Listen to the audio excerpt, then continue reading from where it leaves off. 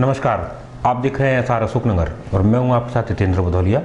आप हमारे YouTube channel SR Ashoknagar को सब्सक्राइब कर सकते हैं। साथ ही इस पर आने वाली वीडियो को जल्द देखने के लिए इसके बेल आइकन को भी प्रेस कर सकते हैं। आजकल किसान को हर जगह परेशानियों का सामना करना पड़ता है। लोग किसान को अन्नदाता तो कहते हैं, पर उनकी परेशानियों को समझता कोई नहीं है। किसान अपनी फसल की मुआवजे के लिए भटकता है या अपनी विक्रय की हुई फसल के पैसों के लिए भटकता है या बेचने के लिए भी भटकता है। ऐसा ही मामला अशोकनगर की कृषि उपज मंडी में आज देखने को मिला है।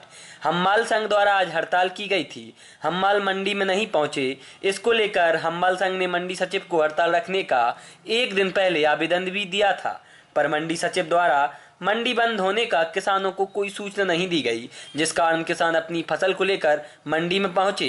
जब किसान मंडी पहुंचे तो उन्हें पता चला कि आज मंडी बंद है। बिना किसी सूचना के बाद भी मंडी बंद होने पर किसानों ने कृषि मंडी के सामने हंगामा कर दिया और किसानों ने मंडी के अधिकारियों से फसल खरीदने की मांग की, पर मंडी प्रशासन ने इस ओर कोई ध्यान नहीं दिया। जब हंगामा तेज हो गया तो तहसीलदार वहां पहुंचे और किसान तहसीलदार के समझाने के बाद भी नहीं माने तो किसानों के बीच स्थानीय विधायक जजपाल सिंह जज्जी और एसडीएम नीलेश शर्मा पहुंचे। विधायक और एसडीएम ने किसानों की समस्याओं को सुनने के बाद मंडी को चालू करवाया, मामला शांत करवाया और मंडी चालू होने की मुनादी भी करवाई। किसानों ने कहा कि हम एक दिन पहले से मंडी में आ गए थे और आज मंडी बंद है, जिसकी हमें कोई सूचना नहीं मिली। हम मीलों दूर से गांव से आए हैं, जिसमें काफ़ी खर्चा भी होता है आने में, और मंडी सचिव कह रहे हैं कि मंडी बंद है, तो बताइए हम क्या करें। किसान महेंद्र सिंह रघुवंशी का कहना है कि मंडी प्रशासन ने किसी भी तरह की मुनादी नहीं करवाया। अगर मुनादी सुबह ही करवा देते तो हम फसल लेकर नहीं आते और यह फसल अगर विक्रय नहीं होती तो हम खाद कहां से खरीदेंगे। क्या नाम है? महेंद्र सिंह रघुवंशी। अच्छा, क्या लेके आए? Soybean sir. सोयाबीन बेचने क्या समस्या आ रही है बेचने में? बेचने में क्या समस्या आ रही है? दिक्कत आ रही है। 2-3 बजे करो एलाउंस, 2-3 बजे कराए एलाउंस नहीं, अगर सुबह कर देते किसान लाते नहीं सर। अच्छा, मंडी बंद है आज? मंडी बंद है और इससे पहले सूचना नहीं दी आपको? 2-3 बजे। अच्छा, आप सोयाबीन बेचने आए हो, आपको खेती के लिए पैसे की जरूरत है या शादी है घर में या किसी और काम के लिए? खाद के लिए सर, खाद के लिए। खाद की जरूरत है। क्या नाम है आपका? महेंद्र सिंह रघुवंशी। कहाँ से आए हो? खजुरिया कला। कांग्रेस राष्ट्रीय महासचिव ज्योतिरादित्य सिंधिया ने अंतरिम बजट को बताया चुनावी बजट। बजट पर प्रतिक्रिया देते हुए सिंधिया ने कहा, जनता मोदी और अमित शाह की जुमलेबाजी को समझ चुकी है। अब जनता अप्रैल में होने वाले चुनाव में अपना बजट पेश करेगी मोदी जी और अमित शाह के विरुद्ध, बोले सिंधिया। बजट में दिखा भाजपा को 3 राज्यों में मिली हार का असर। भाजपा में हड़कंप मच चुका है और हमारे देश की जनता जागरूक है। मोदी जी को बाहर का दरवाजा दिखाने तैयार है। लोकसभा में आज जो है बजट पेश किया गया है, जो बजट पेश किया गया है वो केवल चुनावी बजट है, जो चुनावी जुमला है। इसका कुछ नहीं होने वाला और अब जनता जान चुकी है, मोदी जी और अमित शाह जी के जुमलों को जान चुकी है और असलियत अब जनता पेश करेगी अपनी बजट मोदी जी और अमित शाह जी के विरुद्ध अप्रैल के माह में जब चुनाव आएंगे। Thank you. चलिए, 3 राज्यों में जो हारी है भाजपा, इसको देखते हुए भी कहीं ना कहीं बजट में छूट दी गई है क्या? अब भाजपा में हड़कंप मच चुकी है क्योंकि उनको मालूम है, जान गए हैं कि सत्ता हाथ से निकल रही है, तो हर चीज़ वो कोशिश करेंगे।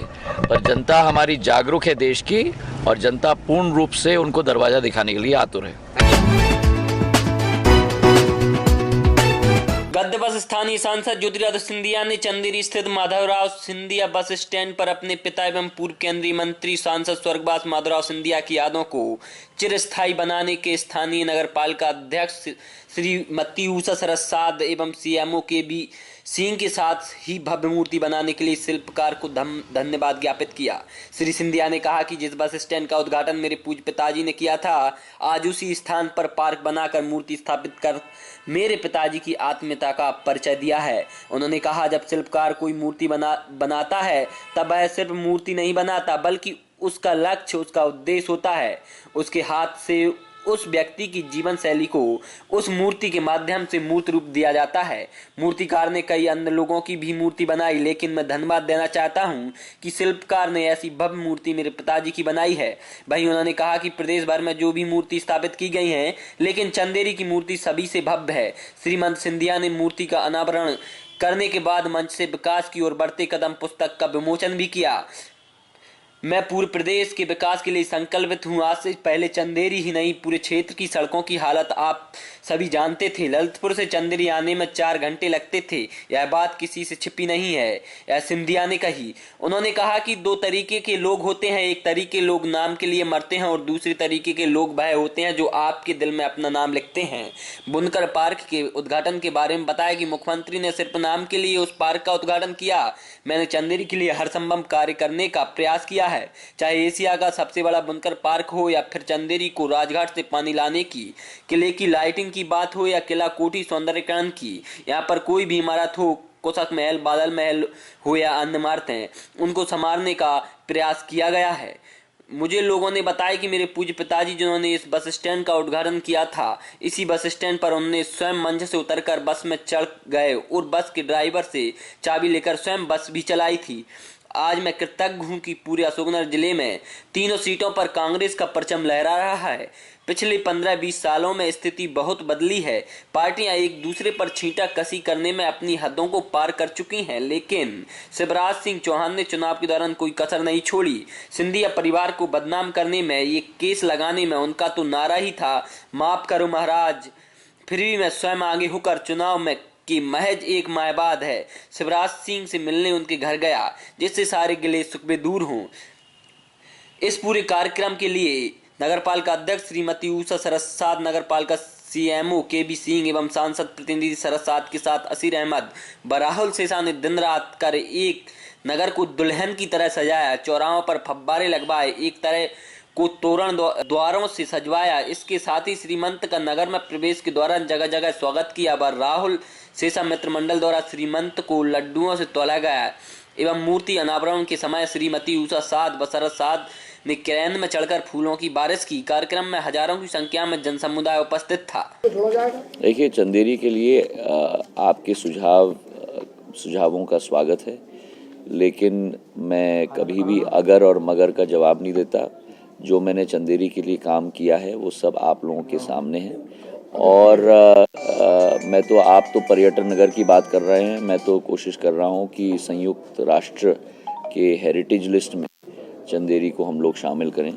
तो मेरे लक्ष्य बहुत ऊंचे हैं चंदेरी के लिए।